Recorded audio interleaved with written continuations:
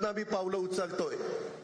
आज माझ्या लाडक्या बहिणीचा बसल्यात, मला या सभेच्या निमित्तानं सांगायचंय, कालच मी इथं परतूर मंठाला येत असताना 3500 कोटी रुपयाच्या चेकवर सही केली। 8 दिवसात माझ्या बहिणींना पैसे मिळणार आहेत, फेब्रुवारीचे पैसे मिळणार आहेत। आम्ही शब्दाचे पक्के आहोत, दिलेला शब्द पाळणारी लोक आहोत। परंतु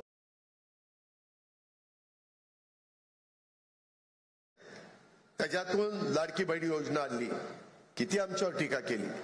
आज देखील हेच मीडियावाले सांगतात ही योजना बंद होणार, ती योजना बंद होणार। अरे ते राज्य सरकार ठरवेल ना, तुम्हाला कोणी अधिकार दिलाय?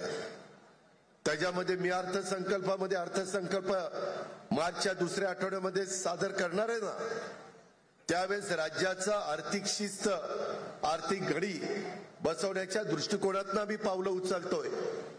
आज माझ्या लाडक्या बहिणीचा बसल्यात, मला या सभेच्या निमित्तानं सांगायचंय, कालच मी इथं परतूर मंठाला येत असताना 3500 कोटी रुपयाच्या चेकवर सही केली। 8 दिवसात माझ्या बहिणींना पैसे मिळणार आहेत, फेब्रुवारीचे पैसे मिळणार आहेत। आम्ही शब्दाचे पक्के आहोत, दिलेला शब्द पाळणारी लोक आहोत। परंतु दिलेल्या योजनांचा फायदा पण तुम्ही नीट उचलला पाहिजे। 1 रुपयामध्ये पीक विम्याची योजना आणली, काढली, माझ्या शेतकऱ्याला ती परवडावी, परंतु त्याच्यामध्ये किती चुकीचे प्रकार केले। काही गायरानं स्वतःची दाखवली, देवस्थानच्या जमिनी स्वतःच्या दाखवल्या, पिकं दाखवली। अरे असलं जर तुम्ही चुका करायला लागला तर ते पाप कुठं रे फेडाल? वर गेला तरी परमेश्वर तुम्हाला माफ करणार नाही। तुम्ही नियमाने वागा ना, तुमचा अधिकार आहे। तुमच्यावर अन्याय झाला, जरूर तो अन्यायाला त्या ठिकाणी वाचा फोडण्याचं काम, दाद मागण्याचं काम तुम्ही करा।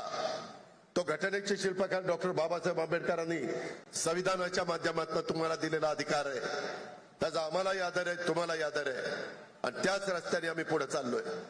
परंतु कुठंतरी एखादी चांगली योजना आणायची, आणि ती ज्या घटकाकरता आणलेली आहे त्या घटकाला त्याचा फायदा होण्याच्या ऐवजी ज्यांची आर्थिक परिस्थिती चांगली आहे त्यांनी त्याचा फायदा घेणं हे बरोबर नाहीये। हे कुठेतरी थांबलं पाहिजे, आणि त्याच्यातून आम्ही पुढे चाललोय। इतर राज्यामध्ये काय चाललंय